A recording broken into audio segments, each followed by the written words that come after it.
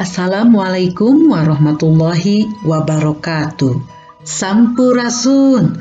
Para siswa kelas 7 anuku ibu dipikareus tepang deui sareng ibu Lilis Sulansari sareng ibu Denok Purwati dina pangajaran basa Sunda materi paguneman. Materi paguneman mangrupa materi pangajaran basa Sunda kelas 7 semester hiji. Kompetensi dasar materi paguneman. Hiji, kompetensi dasar pengetahuan nyaeta memahami dan mengidentifikasi kaidah, bentuk, struktur teks, dan aspek kebahasaan paguneman tentang menyapa, memperkenalkan diri, berpamitan, memintai izin, mengucapkan terima kasih, dan meminta maaf. Nu kadua nyaeta kompetensi dasar keterampilan menyusun dan mendemonstrasikan teks paguneman tentang menyapa, memperkenalkan diri, berpamitan, meminta izin, mengucapkan terima kasih, dan meminta maaf, serta menanggapinya dengan memperhatikan fungsi sosial, struktur teks, dan aspek kebahasaan yang benar dan sesuai konteks. Materi bahasan paguneman ngawengku. Hiji, naon ari paguneman? 2, unsur-unsur paguneman.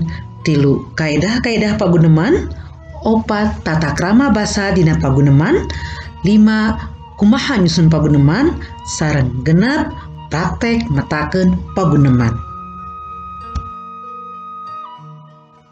Dina kahirupan sapopoe, urang salaku makhluk sosial tara leupas tina interaksi sarta komunikasi jeung jalma sejena. Eta komunikasi teh aya dina wangun paguneman. Hidup terang naon ari paguneman? Tah, sateacan urang pada sesarengan naon ari paguneman? Ieu aya contoh paguneman. Bae ku hidup regepkeun sing gemet. Paguneman ngawanohkeun diri sorangan. Wilujeng enjing sadayana, Wilujeng enjing. punten kasadayana kumargi nembe tepang nepangkeun simkuring wasta pun asep. Dupi nami lengkapna saha? Wasta lengkap simkuring pun asep Nugraha. Dupi kawit di mana? Simkuring kawit di Cianjur. Sateu acan ngalih ka dieu, simkuring sakola di SMP Negeri 4 Cianjur. Simkuring ngalih ka dieu, kumargi pun bapak ngalih damelna ka ieu kota. Simkuring putra pangageungna ti 3 sadulur, pun adi anu istri nembe kelas 4 SD, sedang anu pangalitna pameget nembe 2 tahun umurna. Naon karesep anjeun? Karesep simkuring upami olahraga mah main poli sareng bulu tangkis, upami kesenian simkuring biasa main kacapi sareng niup suling. Kana ngahaleuang oge resep waktos di Cianjur kantos janten pinunjul kahiji pasanggiri pupuh tingkat kabupaten. Ih, hebat. Hebat euy. Hatur nuhun pisan, rupina mung sakitu salampang wanoh ti simkuring. Hapunten bilih dina salami sasanggem aya ucap anu kirang merenah. Wassalamualaikum warahmatullahi wabarakatuh. Saparantos hidup ngaregepkeun tadi contoh paguneman, tangtosna hidup tiasa nyindekeun atawa menyimpulkan naon ari paguneman teh. Paguneman nyaeta obrolan atanapi komunikasi dua arah anu silih tempas antara dua urang atawa leuwih. Dina karya sastra paguneman disebatna dialog. Basa anu digunakeun dina paguneman biasana gumantung atawa tergantung kana suasana jeung saha anu diajak nyarita atawa ngobrol. Aya oge istilah gunem catur. Gunem catur hartosna ngawangkong atawa ngobrol. Kukituna paguneman diwangun ku sababaraha unsur. Nyaeta aya unsur palaku paguneman, unsur caritaan paguneman, jeung suasana paguneman. Nu kaasup palaku paguneman nyaeta aya panyatur atawa nu nyarita jeung pamiarsa nu diajak nyarita. Sedengkeun eusi atawa caritaan paguneman ngawengku maksud guneman jeung jejer atawa tema topik obrolan guneman. Nu katilu suasana paguneman naha sifatna resmi atawa formal atanapi teresmi atawa informal.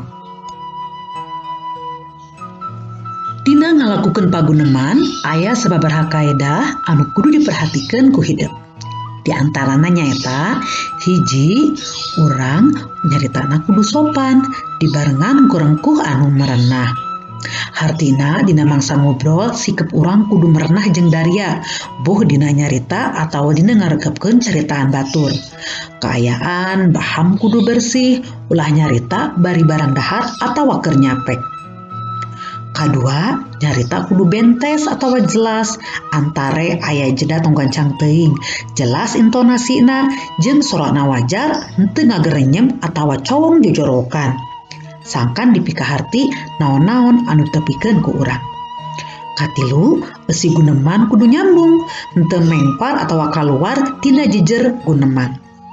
Kaopat, ngagunakeun lentong anu merenah serta pasemon anu marahmai. Kalima, tekengeng atawa henteu motong atawa nempas omongan batur. Kagenep, basa nu digunakeun kedah mantes, merenah, luyu jeung nu diajak nyarita. Paguneman silih tanya mun amprok di jalan. Assalamualaikum Ibu, bade angkat ka mana? Waalaikumsalam Anis. Ibu bade mios ka klinik. Oh, saha kitu Bu anu teu damang? Mayang nuju udur, awakna nyebrek panas. Euleun, tos sabaraha lami udurna Bu? Nembe wengi panas mah mung tadi enjing ditambihan ku batuk. Oh, mohon. Mugi ulah kateterasan atuh udurna mayang teh nya Bu, supados tiasa mios deui sasarengan ka sakola. Muhun, amin. Dupi tadi di sekolah dipasihan pancen naon ku ibu guru. Mung ngerjakeun soal matematika sareng pengajaran bahasa Sunda mah dipiwarang milari dongeng sasatoan dina internet. Oh, muhun atuh. Nuhun informasina. Hayu atuh, ibu tipayun. Bilih kabujang hujan manten. Nuhun mangga Ibu, wilujeng.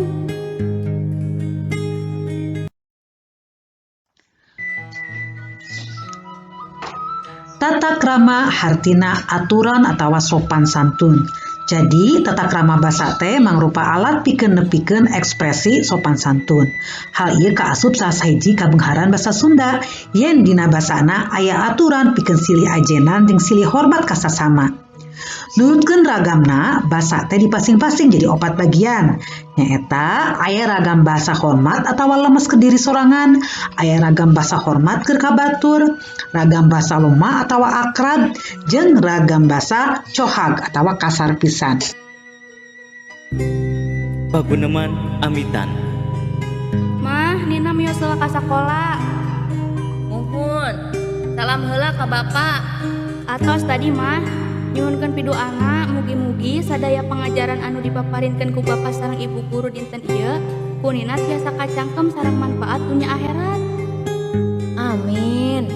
Jung didoakeun pisan ku mama. Ade di jalanna hati-hatinya. Teu kenging seueur heureuy. Upami bade meuntas jalan kedah luak lieur heula. Bilih ngagokan anu nyandak kendaraan. Muhun mah, assalamualaikum. Waalaikumsalam warahmatullahi wabarakatuh.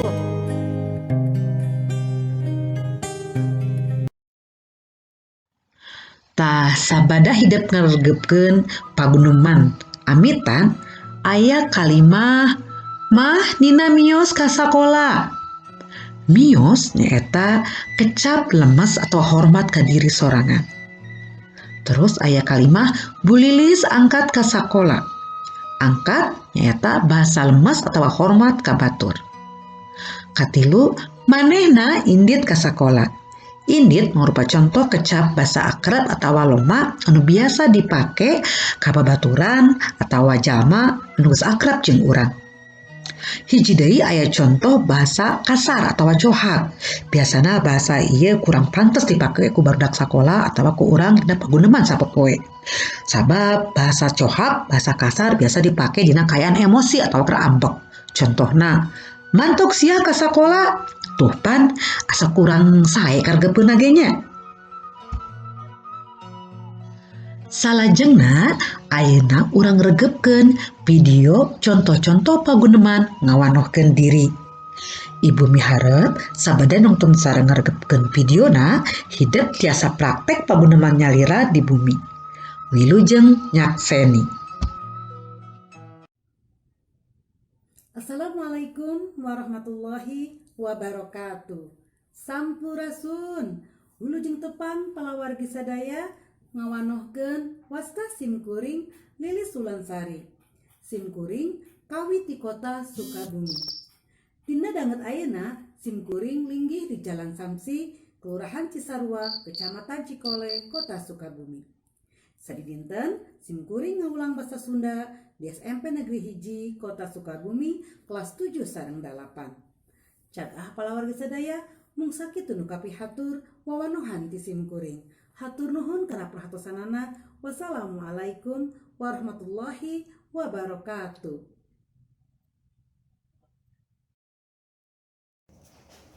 Bismillahirrahmanirrahim. Assalamualaikum warahmatullahi wabarakatuh. Sampurasun. Nepangkeun wasta simkuring Deno Purwati kawit ti Surade Jampang Kulon Kabupaten Sukabumi.